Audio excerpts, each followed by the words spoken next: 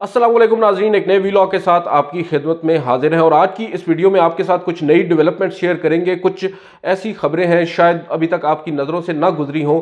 एक तो आपके साथ ये डिस्कस करेंगे कि आइंदा हफ्ते सुप्रीम कोर्ट में क्या कुछ हो सकता है, क्या होने वाला है, और चीफ जस्टिस ऑफ पाकिस्तान का एक बड़ा इम्तिहान भी कई हलकों की जानिब से करार दिया जा रहा है। वो बड़ा इम्तिहान चीफ जस्टिस का क्या होगा, क्या वो इस इम्तिहान में सफल हो पाएंगे या नहीं। इसके बाद जो एक अहम डेवलपमेंट हुई है वो एक मुलाकात हुई है चीफ जस्टिस ऑफ पाकिस्तान से, और एक ऐसी शख्सियत की मुलाकात हुई है जिनके बारे में कहा जाता है कि वो नवाज़ शरीफ के, इसहाक डार के काफ़ी ज़्यादा करीब हैं। और अब उनकी चीफ जस्टिस ऑफ पाकिस्तान से एक तवील मुलाकात उनके चैम्बर में हुई है गुज़िश्ता रोज़। उस मुलाकात की अहमियत भी काफ़ी ज़्यादा है, उस पर आपसे बात करेंगे। और इसके अलावा एक खबर कुछ हल्के ये चला रहे हैं कि जस्टिस काजी फायज ईसा को चीफ जस्टिस ने बेंच में शामिल नहीं किया, यानी रवां हफ्ते या मंडे से जो हफ्ता अब शुरू होने वाला है, आइंदा हफ्ता, इसके अंदर ईद तक जो 4 रोज़ हैं वर्किंग डेज, जस्टिस काजी फायज ईसा किसी भी बेंच का हिस्सा नहीं है। वो कोई भी मुकदमा उसकी समाअत नहीं करेंगे।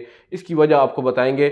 सबसे पहले आते हैं आइंदा हफ्ते के ऊपर। इंतखाबात के मामले पर सुप्रीम कोर्ट ऑफ पाकिस्तान ने एक बड़ा फैसला सुनाया था जुमे के रोज़, जिसमें यह कहा गया था स्टेट बैंकों के वो इलेक्शन कमीशन को फंड्स जारी करे 21 अरब रुपए के, और उसके ऊपर काफ़ी ज़्यादा तनकीद भी की गई थी। लेकिन एक हैरान कुन बात यह थी, उस पूरे ऑर्डर को अगर आप पढ़ें जो उस रोज़ ऑर्डर जारी किया चीफ जस्टिस ने, उस ऑर्डर के अंदर ये लिखा हुआ है, मंसूब किया गया है गवर्नर स्टेट बैंक और सेक्रेटरी फाइनेंस से, कि दोनों अशखास ने एक ही बात दोहराई है कि अगर सुप्रीम कोर्ट ऑफ पाकिस्तान उनको ये हिदायत दे कि वो फंड्स जारी करें तो हम आज ही यानी उसी रोज़ फंड जारी कर सकते हैं। इतना आप कह सकते हैं कि सरमाया हमारे पास ख़जाने में मौजूद है, इतनी रकम हमारे पास दस्तयाब है।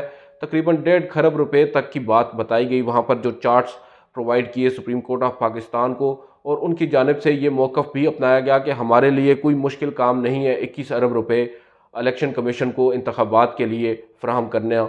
ये उन्होंने दो टोक अंदाज में कहा, और चीफ जस्टिस ने अपने इस तहरीरी हुक्मनामे में इन दोनों अशखास को कोट किया है एग्जैक्टली जो उन्होंने कहा। और दोनों लोगों ने यही बात की है, जो स्पेशल सेक्रेटरी हैं फाइनेंस के और जो गवर्नर स्टेट बैंक है, उन दोनों ने ये बात कही कि हमारे पास रकम मौजूद है और अगर अदालत हमें हुक्म देगी तो हम प्रोवाइड कर देंगे। और अदालत ने हुक्म दे दिया। बज़ाहिर नज़र ये आ रहा है कि मंडे तक रकम जो है वो ट्रांसफ़र की जाएगी, मगर कुछ लोग ये भी दावा कर रहे हैं कि ऐन मुमकिन है कि स्टेट बैंक की जानिब से एक रिव्यू उस ऑर्डर के ऊपर आ जाए, मगर मुझे उसकी कोई खातिर खा नतायज आते नज़र नहीं आ रहे उस रिव्यू से, उस नज़र षानी से जो उस फैसले के ख़िलाफ़ दी गई है, जिसमें स्टेट बैंक को हिदायत दी गई है पैसे जमा कराने की। वजह उसकी ये है कि जो रिव्यू है वो भी उसी बेंच ने सुनना है जिस बेंच ने फैसला सादर किया है, और जब वो जजेस खुद अपना माइंड अप्लाई कर चुके हैं एक दफ़ा, दोबारा उनका माइंड कैसे और क्यों कर चेंज होगा, ये एक पॉसिबिलिटी हमें तो नज़र नहीं आती। एक फ़जूल प्रैक्टिस होगी या टाइम बाइंग एक टैक्टिक हो सकती है, मगर इसमें एक बात तो तय है कि अब जबकि वो यकीन दहानी करा चुके हैं तो उनको फ़ंड्स प्रोवाइड करना होंगे। उसके बाद दूसरा जो मरला है वो काफ़ी ज़्यादा अहम है। अब यहाँ पर जो इम्तिहान करार दिया जा रहा है चीफ जस्टिस का वो ये है कि अब अगर हुकूमत से सिक्योरिटी मांगी जाती है और हुकूमत इनकार कर देती है, यानी सेक्रेटरी दिफा लेट सपोज या और कोई आला ओहदेदार आते हैं हुकूमत सुप्रीम कोर्ट में और उनको कहते हैं कि हमारे लिए मुमकिन नहीं है, जो दहशत गर्दी के हालात हैं, जो एक नेशनल सिक्योरिटी की मीटिंग भी हुई है उसमें जिस तरह की गुफ्तगू सामने आ रही है, रिपोर्ट हो रही है, हो सकता है वो लोग सुप्रीम कोर्ट के सामने ये मौक़िफ़ अपनाएं कि उनके लिए मुमकिन नहीं है सिक्योरिटी प्रोवाइड करना। तो उस पर चीफ जस्टिस का इम्तिहान ये होगा कि क्या वो फिर आर्मी चीफ या किसी फौजी आला ओहदेदार को अपने पास बुलाएंगे चैम्बर में और उनसे पूछेंगे या उनको ये ऑर्डर देंगे कि वो फ़ौज या अपनी जो सिक्योरिटी है वो प्रोवाइड करें। इसके बाद एक और जो बड़ी डेवलपमेंट हुई है वो आज एक अहम मुलाकात हुई है चीफ जस्टिस ऑफ पाकिस्तान से, और वो मुलाकात की है सलमान असलम भट्ट ने। सलमान असलम भट्ट कौन है? सलमान असलम भट्ट हैं सीनियर वकील हैं, साबिक अटॉर्नी जनरल हैं। ये गालिबन 2013 में जब नवाज़ शरीफ साहब की हुकूमत आई थी, PMLN की हुकूमत आई थी, तो उन्होंने इनको अटॉर्नी जनरल फॉर पाकिस्तान तैनात किया था। 3 साल तक ये अटॉर्नी जनरल रहे। उसके बाद इन्होंने रिज़ाइन किया, और फिर जब पानामा लीक्स का केस आया तो सबसे पहले सुप्रीम कोर्ट ऑफ पाकिस्तान में नवाज़ शरीफ की जानिब से सलमान असलम भट्ट पेश हुए थे। तो आप अंदाज़ा लगा लें कि ये किस हद तक इनका इंग्रेस है, किस हद तक इनके ताल्लुकात हैं शरीफ ख़ानदान से। बिलखसूस नवाज़ शरीफ और इसहाक डार के भी ये काफ़ी करीबी हैं। कुछ लोग तो ये भी दावा कर रहे हैं कि शायद ये जो मुलाकात हुई है, ये चीफ़ जस्टिस के साथ जो रब्ता किया गया है, ये दरअसल यहाँ पर इस्लामाबाद में बैठी हुकूमत की जानिब से उन्होंने रब्ता नहीं किया, बल्कि शायद लंदन में बैठे हुए कुछ लोगों की ईमा पर ये रब्ता हुआ है, और शायद आप कह सकते हैं कि एक सेटलमेंट की कोशिश की जा रही है। मगर जो सलमान असलम भट्ट साहब हैं वो डिनाई करते हैं इस तरह की किसी भी बात को। मुलाकात को तो वो मान रहे हैं कि उनकी मुलाकात हुई है, मगर ये नहीं मान रहे कि उनकी मुलाकात क्यों हुई है, ये वो नहीं बता रहे। मगर एक इम्पॉर्टेंट चीज़ ये है कि सलमान असलम भट्ट का जो बैकग्राउंड है हम आपको वो बता दें। सलमान असलम भट्ट का ताल्लुक जिस लॉ फर्म से है उसका नाम है कॉर्नेलियस लेन एंड मुफ्ती। ये लाहौर की एक लॉ फर्म है और एक काफ़ी पुरानी, तकरीबन 50 साल पुरानी ये लॉ फर्म है, और इस लॉ फर्म से बड़े बड़े जो वकला हैं वो वाबस्ता रहे हैं, और बड़े बड़े जज भी यहाँ से निकले हैं। जो साबिक चीफ जस्टिस हैं कॉर्नेलियस, वो भी उनका तो नाम भी खैर इसके नाम में आता है। और उनके अलावा जवाद ख्वाजा साहब जो सुप्रीम कोर्ट के चीफ जस्टिस रिटायर हुए हैं वो भी इस फर्म से हैं, और सलमान असलम भट्ट साहब भी उसी फर्म से हैं। हामिद खान साहब जो पाकिस्तान तहरीक इंसाफ के एक सीनियर रहनुमा है, वकील हैं बड़े, वो भी इस फर्म से हैं। और एक और दिलचस्प बात, जस्टिस इजाज़ुल एहसन भी उसी फर्म में पार्टनर रह चुके हैं जिस फर्म से सलमान असलम भट्ट का ताल्लुक़ है। और एक अभी हाल ही में एक अटॉर्नी जनरल रहे हैं शहजाद अता इलाही, वो भी उसी फर्म से हैं। तो ये जो फर्म है, आपको बताने का यहाँ पर मकसद ये नहीं है कि मुझे इनके नाम पता है, इसका मकसद ये है कि ये दरअसल कुछ चीज़ें जो होती हैं वो कोइंसिडेंटल नहीं होती।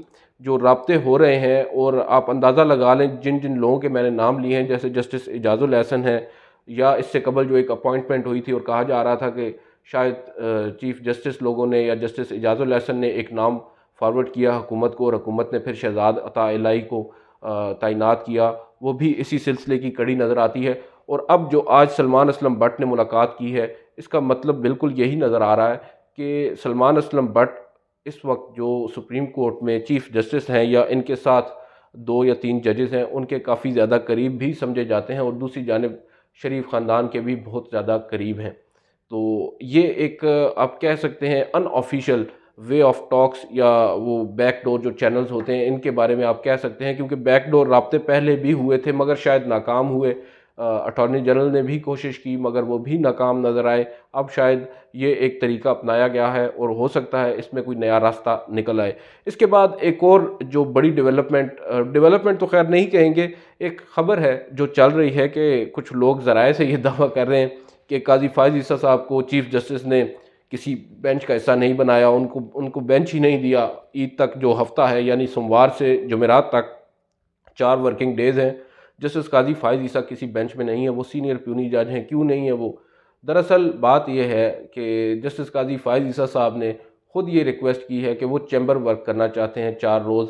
ग़ालिबन रमज़ान का महीना है, और वो अपनी कुछ निजी मसरूफ़ियात में है, या इबादत के सिलसिले में, या जो भी, हमें उनकी वजूहात नहीं पता। मगर ये बात हमें हमारे सोर्सेज ने कंफर्म की है कि काजी फायज़ ईसा साहब ने अज़ ख़ुद ये दरख्वास्त की है, या उन्होंने ख़ुद चैम्बर वर्क तक ख़ुद को महदूद किया है। चैम्बर वर्क का बुनियादी तौर पर मतलब ये होता है कि अपने चैम्बर के अंदर वो जो केसेस उनके पास पहले से पड़े होते हैं, कईयों के जजमेंट्स लिखने होते हैं, कुछ दूसरा काम होता है, वो तो वो ज़रूर करेंगे। मगर जो कोर्ट का काम है, या कमरा अदालत में बैठ कर मुकदमात की समाअत करना, क्योंकि वो एक काफ़ी हेक्टिक काम है और उसमें वक्त काफ़ी सर्फ होता है, शायद इस वजह से आप इसको एक कह सकते हैं कि तातील की एक किस्म होती है कि आप ऑफिस के सुप्रीम कोर्ट के कमरा अदालत में बैठ के काम नहीं करेंगे, मगर अपने चैम्बर में बैठेंगे, और जो काम पहले से पेंडिंग है उसको शायद वो कवर अप करेंगे ईद तक, और उसके बाद ईद के बाद रोज़ाना की बुनियाद पर मुकदमात की समाअत करेंगे। हमने सोचा आपको इस बारे में बता दें, क्योंकि चीफ जस्टिस के ऊपर तनकीद हो रही है, और कुछ बेजा तनकीद हो रही है, और ज़रूरी नहीं है कि चीफ जस्टिस जो है वो जस्टिस काजी फायज़ ईसा को बेंच ना दें। जस्टिस काजी फायज़ ईसा ख़ुद भी ये कर सकते हैं, और माजी में भी करते आए हैं, तब भी कंट्रोवर्सीज़ बिल्डअप होती हैं। और मज़े की बात यह है, जब भी जस्टिस काजी फायज़ ईसा के हवाले से कुछ खबर ऐसी चलती है कि उनको बेंच नहीं दिया गया, और होता उसके बरक्स है, जस्टिस काजी फायज़ ईसा उस पर कभी ख़त लिख कर वजाहत नहीं करते। वो भी ये कहते हैं कि अगर चीफ जस्टिस साहब को कुछ लोग उनके ऊपर तनकीद कर रहे हैं तो खैर है, करने दें। खैर आज की इस वीडियो में इतना ही, आपसे अगली वीडियो मुलाकात होगी। इजाज़त दीजिए, अल्लाह हाफ़िज़।